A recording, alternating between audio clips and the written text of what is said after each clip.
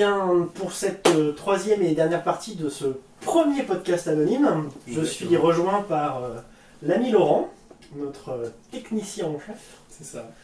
Qui va nous présenter un jeu de super-héros assez peu connu en France qui s'appelle Capcom in Villain 4, qui est un nom hyper compliqué. Oui. On va peut-être l'appeler CCVF, ça ne dérange pas. Ça me paraît très bien. Ça sera plus simple. Alors, c'est un jeu, comme vous pouvez voir, la table a disparu, le jeu aussi. En fait, c'est un jeu que je n'ai qu'en PDF, que j'ai acheté chez DriveThru. Mais, en fait, on peut savoir déjà que c'est un petit format, tout en couleur, et avec assez bien illustré. Donc, en fait, il est nickel pour ce petit éditeur qui est Spectrum Games. Alors, pour parler de ce jeu, la chose la plus simple, c'est de parler en fait un petit peu de l'éditeur. Ouais. Spectrum Games, ils sont spécialisés dans un style de jeu qui, pour eux, ce qu'ils font, c'est l'émulation. Donc l'émulation, en fait, c'est ils adorent faire des jeux qui émulent souvent des séries télé ou des genres qui peuvent être des genres cinématographiques, comme des genres littéraires. Et là, ce qui nous intéresse, c'est un média qui est le comics. Tout à fait. Donc c'est un jeu, effectivement, par un petit éditeur, pas très connu parce qu'il est sorti aussi en même temps que Marvel, chez Margaret Weis, oui. le Marvel Cortex. Donc il est sorti un petit peu en même temps et forcément le Marvel Cortex lui a fait de l'ombre. Ouais. Voilà. C'est un jeu assez particulier.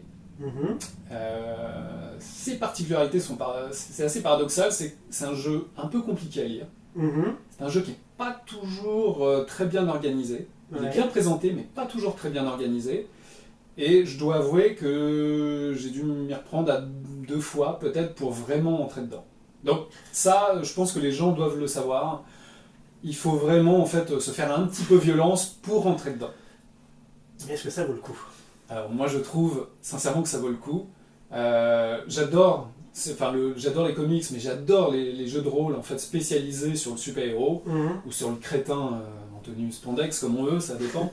J'adore, j'en ai plusieurs, j'en ai maîtrisé énormément, et je dois avouer que c'est un des rares en fait qui m'a donné du plaisir vraiment en tant que MJ, et j'ai ressenti aussi autour de la table le fait que tout le monde était complètement absorbé par ce jeu, et qu'on était vraiment en fait dans l'émulation de ce média de comics. Alors, ce qu'il a de particulier, c'est qu'en fait, quand je parle d'émulation de comics, je parle étrangement de dramaturgie. La dramaturgie du comics, elle est simple. C'est comment un personnage comme Batman peut se retrouver dans une équipe où il y a Wonder Woman, Superman et des gens hyper puissants. C'est comment un personnage comme Spider-Man peut venir à bout de Hulk sans forcément user de force, mais plutôt en usant de son astuce ou de son franc-parler. Donc ça veut dire que c'est un jeu qui fait abstraction des niveaux de puissance, on pourrait appeler ça comme ça. Oui. Donc on peut avoir dans la même équipe, on peut avoir un personnage qui ressemble à Superman, un autre qui ressemble à Daredevil, et tous affrontent, Thanos, et ça marche. Et c'est possible de le vaincre. Donc ça, je trouve que c'est une grande particularité du jeu. Il fonctionne avec des dés 12. C'est bien d'en avoir 4-5 par personne, à peu près. C'est la même chose pour les MJ. Et surtout, en fait, tout est, je pourrais dire, quantifié en fait, par des capacités. On appelle ça comme ça. Et donc les capacités représentent... on choisit, en fait, c'est très libre au niveau création, on choisit les capacités qui représentent le plus son personnage. Alors ça peut être des capacités comme athlète émérite, expert en kung-fu, mais les capacités peuvent représenter un pouvoir. Ça peut aussi représenter quelque chose qui est lié, je dirais, à la dramaturgie du comics. On va pas se leurrer, les héroïnes sont toujours dans des costumes assez affriolants, etc. Et en fait, être captivante ou hyper belle dans son costume, ça peut être une capacité. Ça peut venir en jeu à un moment donné pour défaire un ennemi, ou ça peut servir aussi pour charmer quelqu'un. Donc chacune de ces capacités, elles sont parfois, c'est un peu général, et en même temps elles doivent être très précises, car elles permettent en fait j'ai envie de dire encore une fois d'émuler plusieurs choses sous une même capacité. Donc voilà, et le principe c'est que chaque capacité a un niveau de 1 à 12 à peu près, en sachant que 1 à 4 c'est le niveau humain mais expert humain, que quand on arrive à 5-6, on commence à être on est le justicier masqué, peut-être sans pouvoir, et au-delà, en fait, on est le super-héros, et arrivé à 9-12, on arrive au côté un peu divin ou cosmique, on va dire ça comme ça.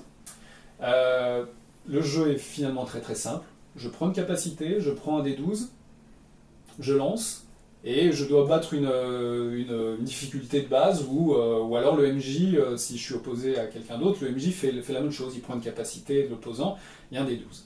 Mais à cela, forcément, cette facilité viennent s'ajouter certaines particularités, à savoir que j'utilise cette capacité, mais je peux utiliser 2 autres capacités qui viennent en aide à la première. Et en fonction de ça, il y a un léger calcul qui est déjà en fait sur sa feuille, et ça me donne des bonus.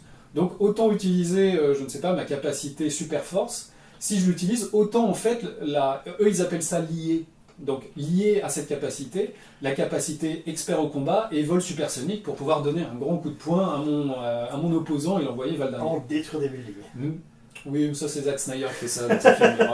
Mais voilà en fait ce que je peux faire. D'accord. Alors, ça a l'air effectivement bien, mais si je décide d'avoir une capacité invulnérable, c'est facile de l'utiliser tout le temps et de ne jamais perdre.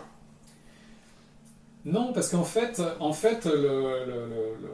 ta capacité invulnérable, elle va juste servir à peut-être encaisser un coup, mais les autres vont toujours un peu tourner autour de cette capacité, ou alors, il y a ça c'est en fait les dons de chaque joueur en fait d'essayer de trouver des plans, mais ce qui est en fait émulé là-dedans, c'est en fait l'épuisement quelque part de ta capacité.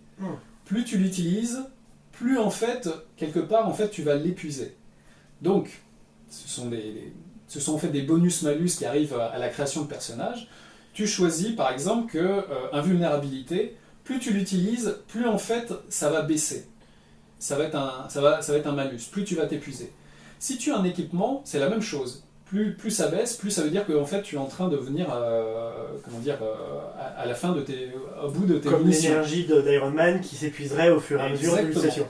Et si c'était en fait tout d'un coup vengeance, capacité vengeance, bah, ça va être le contraire. Elle commence tout doucement, mais peut-être qu'elle va monter en grade, parce que c'est la vengeance, c'est la colère qui monte.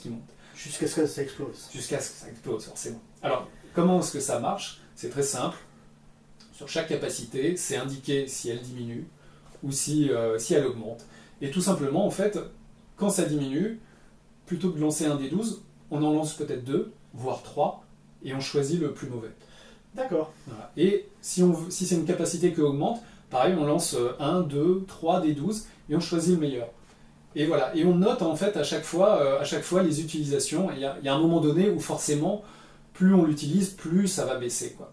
Et ça permet en fait au jeu de ne pas souffrir. D'autres jeux de super-héros en souffrent justement du côté invulnérable, où c'est impossible d'en venir à bout. Je pense au très vieux Marvel, le jeu de super-héros Marvel, le tout premier de TSR. C'était ça, c'est impossible d'en venir à bout. Icons, qui est en fait un peu le même jeu déguisé. Oui, qui est un peu le même jeu déguisé, souffre vraiment du même défaut. Et ça, on a fait des parties et c'est vrai qu'on n'en vient pas à bout. Alors qu'avec CCVF, ça marche. Et ça marche pourquoi? Parce qu'il n'y a pas de points de vie. Et il y a un système très simple, c'est qu'en fait les points de vie sont juste 4 pions. On va appeler ça comme ça. Ils appellent ça des setback tokens. Donc c'est 4 ronds, voilà, à cocher. Et en fait, c'est notre réserve, notre jauge en fait d'énergie, de morale, de vie, de matériel, enfin bref, ce genre de choses.